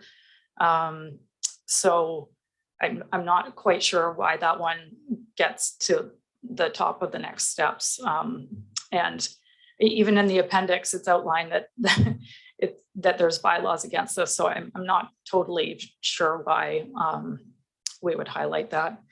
I also think that a communication strategy and an education strategy is really important for moving this forward. I don't think that webinars are the best means of doing that. I think when we move further along in this process and have done things like some new data collection, it would be really great to present that as a webinar as we move along. But as an initial step, I just think that there's more effective ways of engaging with the public. So I guess my only question out of this series of comments is just why we picked 3E and whether or not staff are open to going back and looking at these actions with a focus on reducing PM 2.5. Thanks. Through Madam Chair to the directors, to Director McCollum, the prioritization of the actions in that matrix was something that the steering committee went back and forth on a fair bit. And this is ultimately where the steering committee landed. So agreed, you know, there are different ways that could be done. And if the board wants us to report back, then we can certainly do that. As far as 3E, there are bylaws in the municipal areas, but certainly we do have this happening in the electoral areas. And so that was one of the key pieces where this members of this board can influence behavior change. And that's why it's landed in this set of related actions. Thanks. Thank you for that. Next item up is Director Nicole Hamilton. Thank you, Chair, and thank you for the report. I wanted to start off by, I guess, emphasizing a couple of areas where I actually do see some common ground from different points of view around the room, and I think that you know, we want this process to be evidence-based, and I think there's a fair amount of agreement that we could use more evidence. We clearly do have evidence since 2009. The most recent I see is 2019, where there's a survey of various communities up and down the coast, and it gives a fairly clear picture of where Courtney stands with some of the highest levels there. But I would like to see more data, and I think that the fact that we're all agreed that data isn't adequate is really holding us back from taking action, because I think everyone can see concerns or lack of clarity because they don't have the data they feel would be effective. So I guess I'm building towards a question here, which is 5A in the actions is expand air monitoring network and conduct ongoing data analysis. And that's listed as medium term, medium priority, but ongoing. And I didn't know that we were expanding our air monitoring network. Perhaps the ongoing refers to conducting ongoing analysis, because of course we do have a station at Courtney L, so that is happening.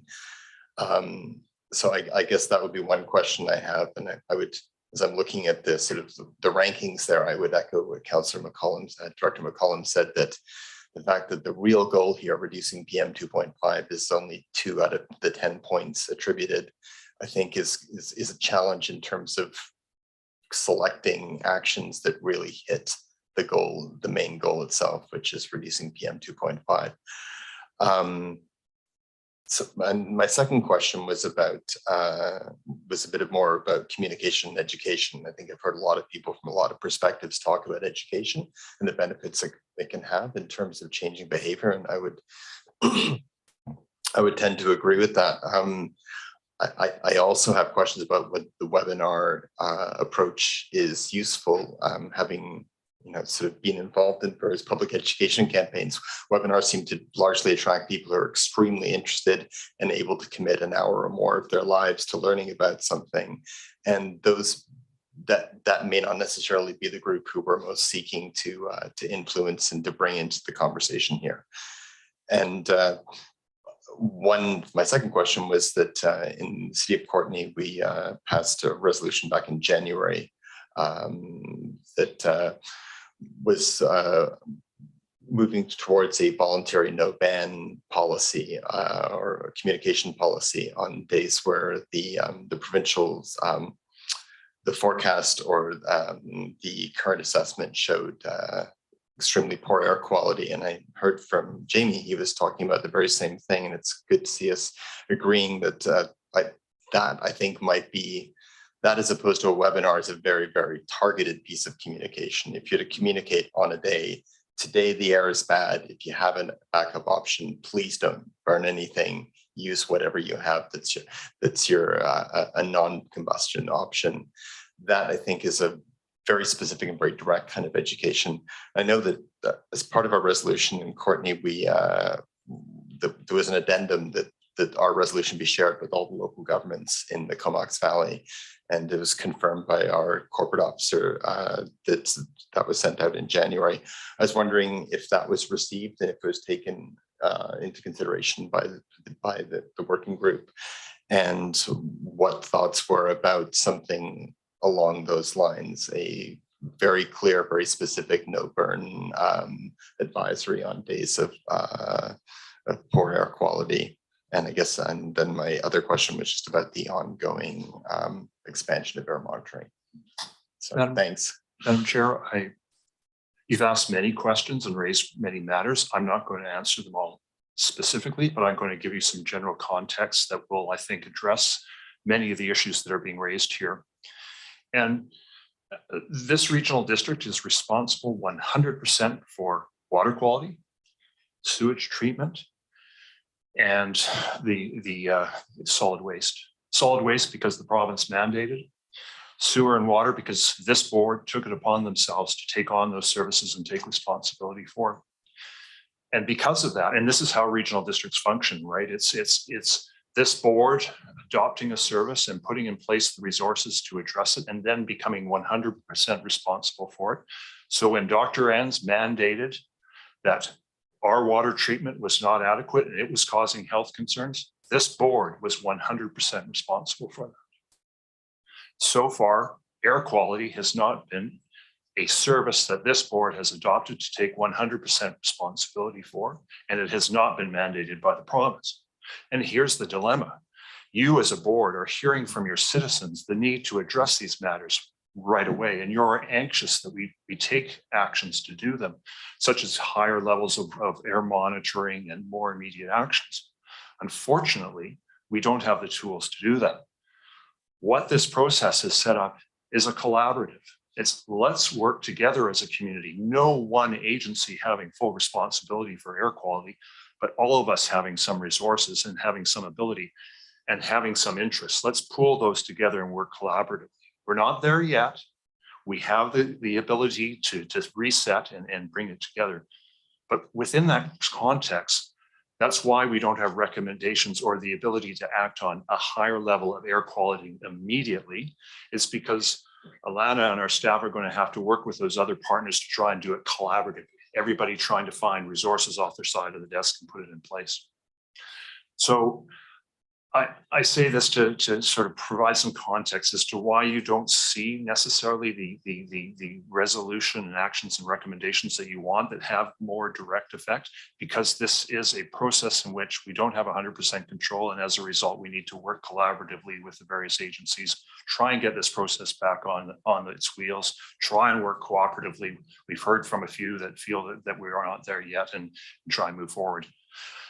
So I think the report provides the basics for us to move forward and to try and make some inroads and try and reach better collaboration with the partners. But unfortunately, it doesn't meet our expectations quite yet because of that limitation that we don't have the authority or otherwise as of yet.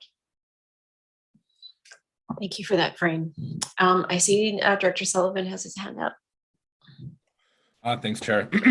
I'll keep it brief as well. We, to Director McCollum in Cumberland, we still allow recreational burning with a permit. And to Director Arbor, Manulife is now Hancock's new name. So they've rebranded to Manulife.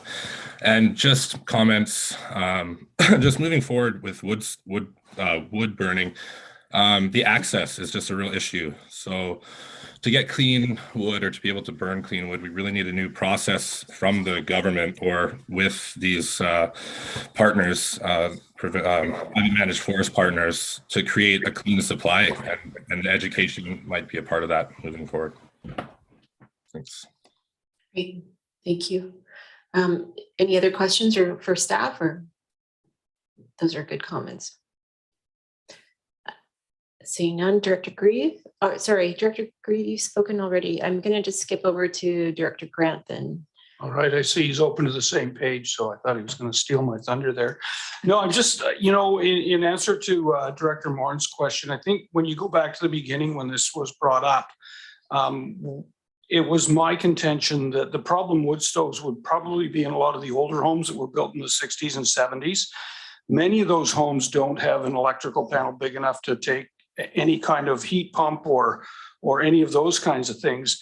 And so the idea was that we could go to those areas, actually buy a wood stove and give it to them, and then have it properly installed, educate them on how to burn the proper wood. And we would reduce, you would get the old belching wood stove out and replace it with something that was high efficient. And I think at the time it was about a 97% more efficient way. I think had we done that, I think we would have made a bigger difference in the air quality than we have personally, because I think it's the cost that kills for most of the older homes, and those are the most of the ones that are the problem. But I think we've also spent a lot of time talking about wood stoves, and there's all sorts of other issues here. Like I'm looking at the open burning page here. 45% of the particulate that's coming is provincially regulated pile and burn areas, and about 3.5% are coming from backyard burns, which we don't allow, and I don't think Courtney does. I'm not sure about Cumberland; they might, but that's a regional district issue that they could address. I'm just wondering what we do with the province, and I'm not a forestry guy, so I don't understand why they would be allowing so many burns. But when 45% of the particulate is coming from that, is there anything we can do with the province to get them to regulate this better or more? There might be a rationale why they burn, I don't know, but that seems like a really big problem for us. Staff like to comment? Through Madam Chair to the directors. I think, that's a great example of how this board can have influence. And so if there's interest in an advocacy piece, that is something that staff can work on. And particularly given the relationships developed through the steering committee through this process, we have a way or a conduit to get that information. So advocacy, further to Russell's point around what is in your jurisdiction, what's in your sphere of influence, that would be a good example. Well, I think that, as we... I think we can beat the wood stove thing around to death, and it's highly contentious. And I think there's a real area and an opportunity here that we could get off the wood stove thing for a while, get onto something that's really meaningful, and then come back to that other one. And, if any meetings that I've gone to, when you get something that's highly contentious and there's another option, you don't have to just keep beating up the one option. You can go the other way and then come back to it later. And I think you might find that there's some, that you might get a better result out of that. Thank you. Director Green. Yeah, Ken just totally stole it.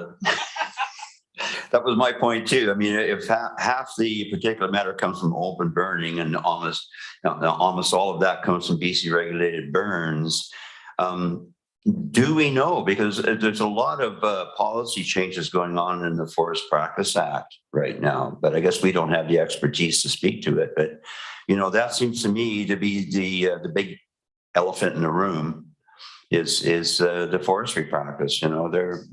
they're above and beyond our jurisdiction. So, you know, somehow we have to advocate. I think that's a really important thing. Thank you. Thank you. And Director Nicole Hamilton? Yeah, thanks very much, Chair. And CEO, I appreciate your comments. I did have a couple of questions. I was wondering if it's possible to, which I'd posed earlier. I was just wondering about increasing monitoring. It seems to be a fairly common sentiment around the table, and I'm not trying to complicate things, but it does seem to me that I see it listed, conducting mobile monitoring listed as a medium-term objective, and then ongoing is expanding our air monitoring network. And I just wanted to know, if we are expanding our air monitoring network, then I think that addresses that concern that many people have expressed. And if we're not, perhaps that's something we could move to a more immediate position rather than a medium term. And so if, that was the question I wanted to ask. Thank you. Staff want to comment? Through Madam Chair, to the directors, certainly that's something that you could elevate if that was important. And one of the recommendations accompanying this strategy is to authorize staff to continue to work together in the 4 local governments to coordinate our actions. And so I can see that, you know, it makes good sense for us to advocate similarly, but I do want to distinguish between whether it's local government that you're thinking is collecting data, analyzing that data, acting on data, or whether this is about advocacy to the province to expand the provincial monitoring that can happen here in the Comox Valley. It sounds like both. I'm not seeing any other lights on the table. I'm hearing, you know, I hear the calls for more monitoring, and staff have commented that, you know, whether or not this is actually our jurisdiction, or, you know, can we find other resources? So I'm wondering if, well, I'll put it forward to the board when we come to the recommendation, if we want to delay the recommendation and ask staff to come back with, and, you know, have some of these points that we've brought up and come up with some recommendations that acknowledge the need for monitoring and give us options, whether or not it's if we fully fund it, how much that would cost, versus if we have a partnership, who that is, and maybe answer some of the questions around open burning, and whether or not we're targeting at working with Ministry of Forests, or if we are targeting electoral areas, then we need to be providing those areas with their other options, because it's not just recreational burning. There's a lot of debris burning that happens in the rural areas. Dr. Hillian, did you want to? Yeah, thanks for that suggestion, Chair. I was going to make the same suggestion myself. I think we've had a ton of information today. It would be good to have an opportunity to digest it, and to perhaps give staff an opportunity to consider some of the feedback and maybe refine some of the actions recommended, and move on with the rest of our agenda today. Thanks. Okay, so maybe we'll vote on receipt first then. All in favor of receipt? Opposed? That's carried. Moved and seconded deferral. And can I just recommend some language based on what I've just heard, is that refer the report back to staff to bring back revisions based on the input received by the board today, and invite Dr. Enns to come in to talk and meet with the board to talk about her perspective as well. I heard that earlier too. Okay, great. I think staff have captured that. Any comments on that motion to refer back to staff? Hearing and seeing none, all in favor? Opposed? And that's carried. Thanks everyone for good, respectful conversation. I see Haggis Rempel in the audience, so I'm hoping that folks won't mind moving on to that, so that we don't make Comox First Nation wait. So we've got the next item is the Ministry of Indigenous Relations and Reconciliation Treaty Process and Planned Public Engagement for Receipt. Moved and seconded, and over to staff. Thank you very much, Madam Chair and Directors, and Sarah Kavanaugh is the ministry representative that is here today, I believe, to provide an update. And by all means, please come to the table with Haggis Rempel and anyone else in support of the presentation.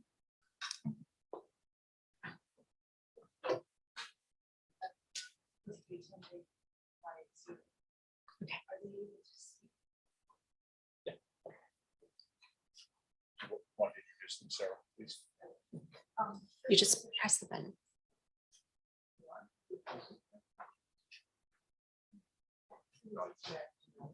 Okay.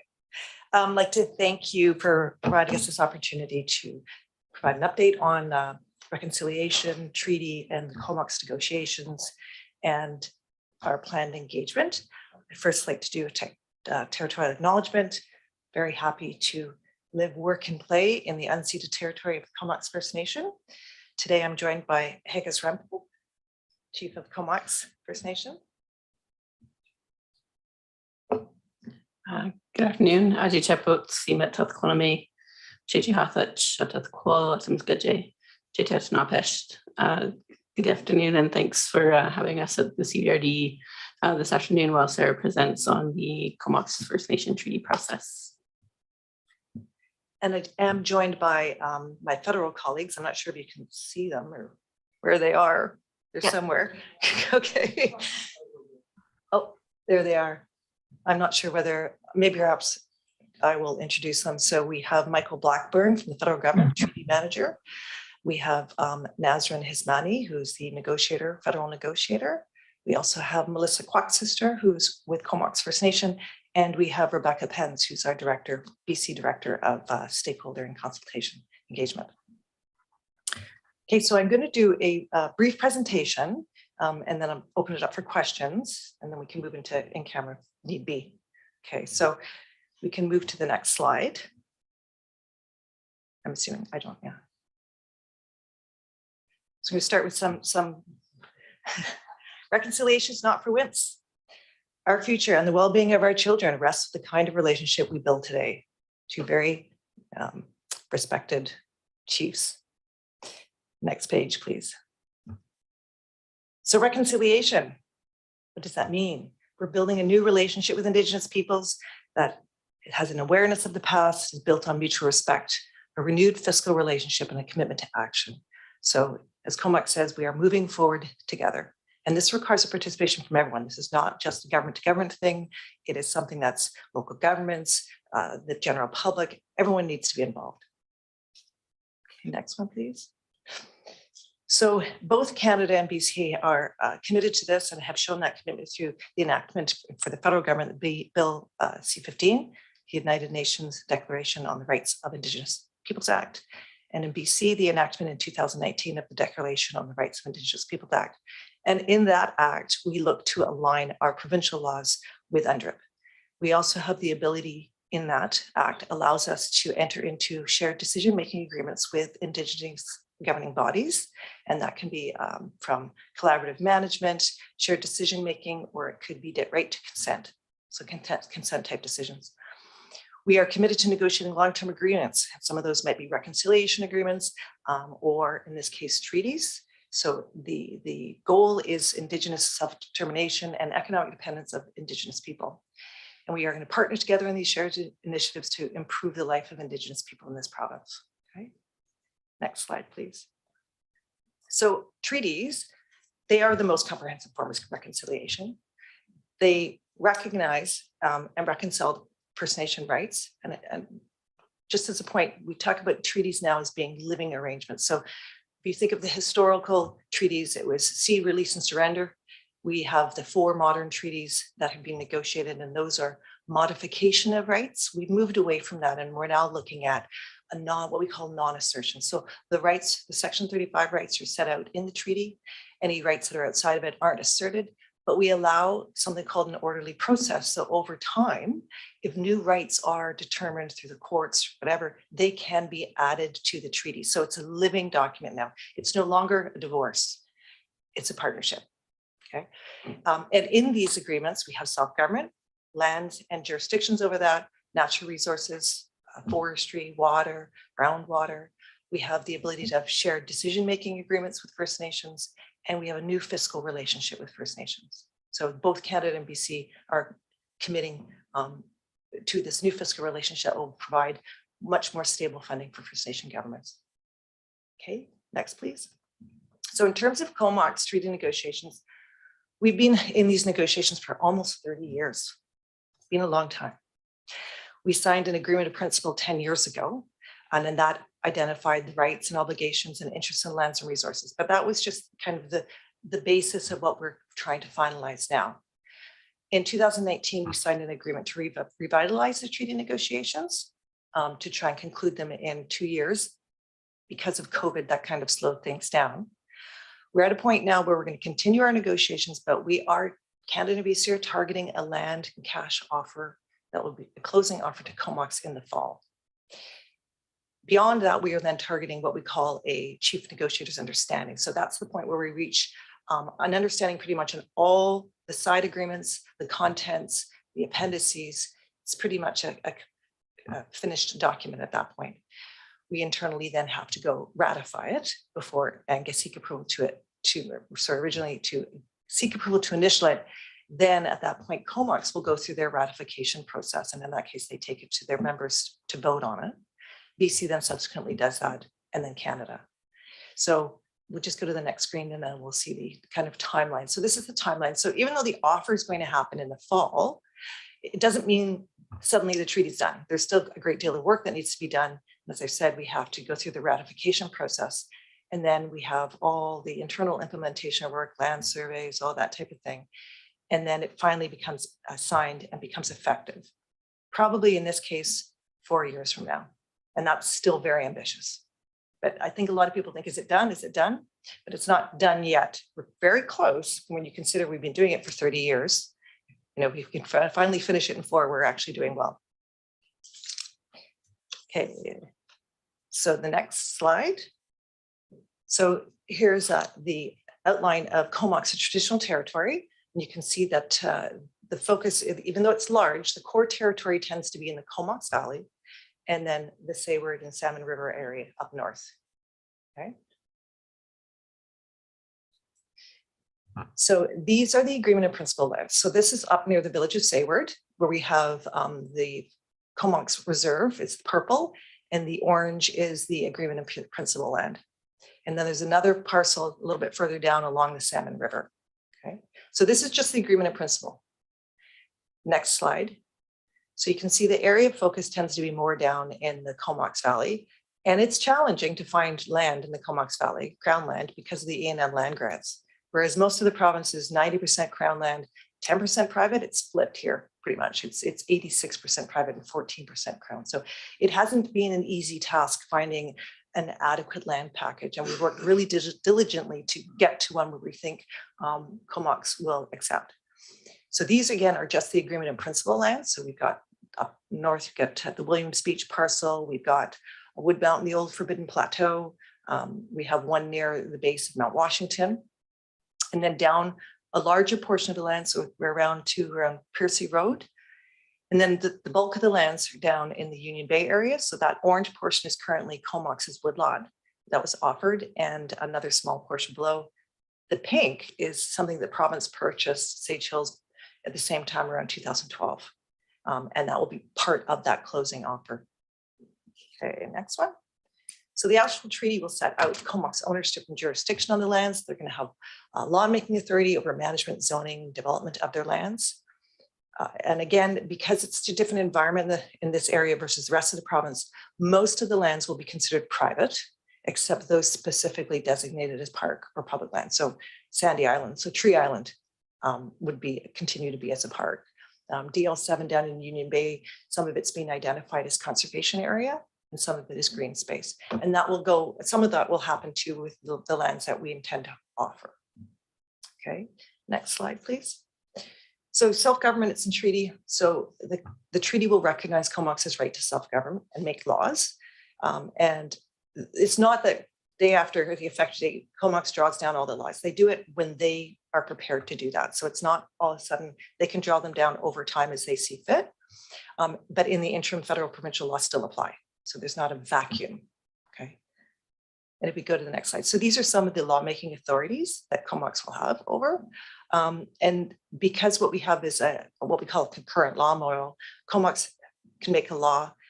And in the event that by someone applying, actually adhering to their law, they're actually not adhering to our law, that creates a conflict. So in each circumstance, we actually set out whose law prevails in the event of that kind of a conflict, okay? We're hoping that won't happen. Okay, next slide, please. So the intention is to do a joint BC Canada closing offer in the fall.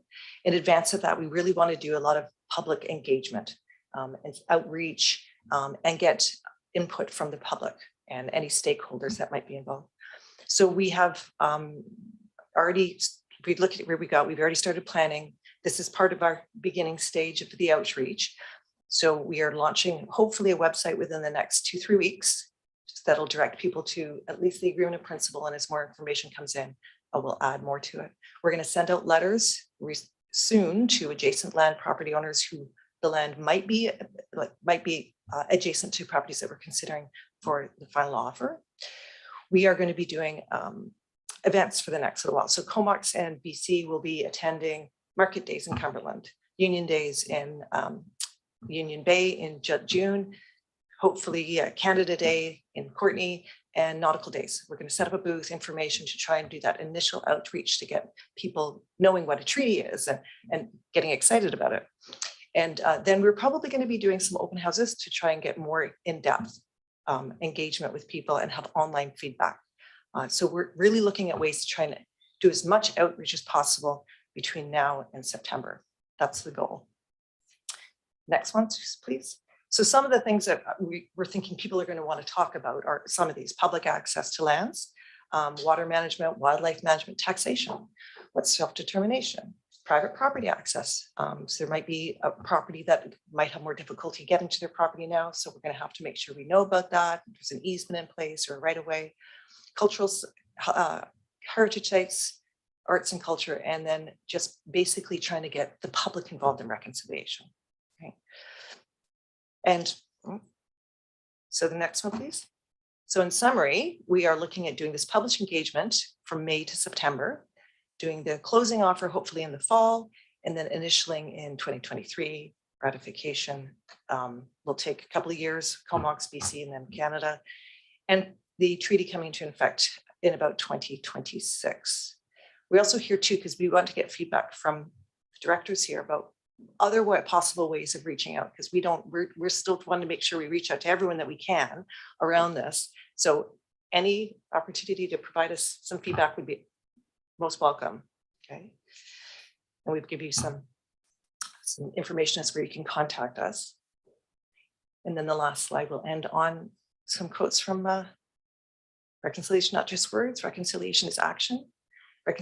Reconciliation is a societal imperative requiring awareness, understanding, and participation from everyone. So there's my very quick rundown of the treaty process. So open to any questions you may have or suggestions. Yeah, thank you. That was going to be my first comment. Is first of all, congratulations to Comox and to you, Sarah, for getting so far. So really looking forward to seeing this proceed. I see that Director Arbour has a question. Thank you. And yeah, that was great summary and outline of what's to come in the next year or two. And I first want to say that maybe 2020 hindsight for us, I did feel a little bit bad about the length of our wood stove discussion.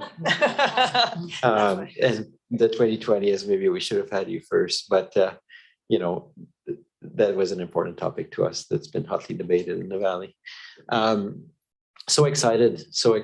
And I've been so thankful the last 3 years to be able to be in this position as Director for Area A and understand what it means for Comox First Nation and their future, some of our collaboration around infrastructure and otherwise.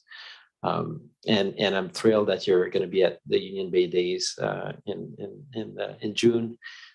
Last week I was at or 2 weeks ago, I forget, it's all a blur, but I was at the Union Bay Historical Society AGM. And at the end of it, they own the museum in Union Bay. And one of the board members started talking about, what we don't have at the museum is we don't have a presence of Comox or Pantlatch. And, they started engaging in that dialogue. And then I was thinking, especially with the future of those lands, how close those communities are going to be, in the next generation, perhaps. And it's exciting. And for me, also attending you know, as many of the colleagues here with LGLA and AVICC, and hearing from people like John Jack talking about the regional district there and the nature of how manual treaty impacted the changes and the relationship with those communities. That's something that's going to enrich the Comox Valley so much when that all that comes to life. So I just want to show appreciation, and I want to talk for the rest of the board. You may not know, but Chief Rempel, Agus Rempel, has actually developed a lot of. I hear a lot of the relationship you've developed on Hornby and Denman, and people really appreciate that. You know, to an extent that I'm surprised that how well known Comox has become on the islands, and that's also really great. So thank you, and thanks to I'll give kudos to our director Helian too, because he's been our treaty rep and has reported regularly and in great detail. So thank you, Director Helian. Thank you. I see that Michael has his hand up. Yeah, thank you very much. Hopefully everybody can hear me okay. My name is Michael Blackburn. I'm the Federal Negotiations Manager with Crown Indigenous Relations, otherwise known as the Feds. And I just wanted to just very quickly say hello to everyone, say hello particularly to Agus Rempel, who I haven't seen in person in too long.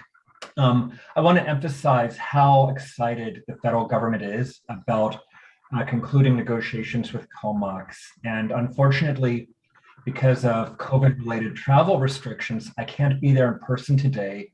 So Sarah had to do that entire fantastic presentation on her own. Thank you, Sarah. But I just want to make it really clear that we stand side by side on this. We're very excited about making this progress with Comox.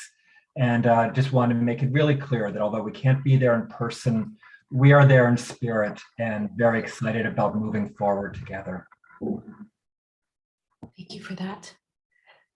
Any other comments from directors? I think it's been well received. Go ahead, Sarah. I just want to say one thing. I do want to compliment you, Comox and the regional district, for the relationship you've developed. We showcase it all the time internally to government, saying, look how well local governments can work with First Nations. Comox and the regional district have this great relationship. They support each other, and we talk about that regularly within government. Just want to give you that kudos. Kudos to staff. Great. I think without any other hands up, then we'll just vote on receipt. All in favor? Opposed? And that's carried. And there's a move. We've already moved to go in camera. Is there? Oh, new business items.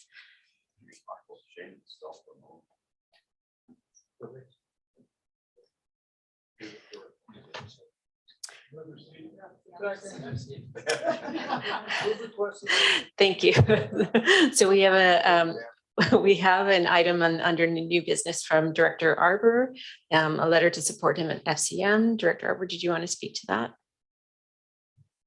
Thank you. And on Thursday, I was rushing, so apologies for I caught my grammar mistakes when I read the agenda and the letter. But yeah, this is basically, it's been a fantastic year as a board member of the Federation of Canadian Municipalities. It's a fantastic board, 70 plus people, 8 of us from British Columbia. I'm the only person to date from Vancouver Island and the coast. There's a couple of reps from the Metro Vancouver. But very influential organization. Director Grieve was sitting a few years ago. He told me about it, and I'm so glad I joined the board. They're so effective. And as I outlined in my letter, 200 staff, who would have thunk? You know, a lot of policy analysts, a lot of looking at comparison between provinces and the policies that are emerging. So you need a resolution to put your name forward for election. And so I would like to run at the June meeting again, and I'm hoping that the board will endorse my nomination. I can answer any questions. Thank you. Thanks. Any questions from the board? Director Grieve. Not getting off that easy.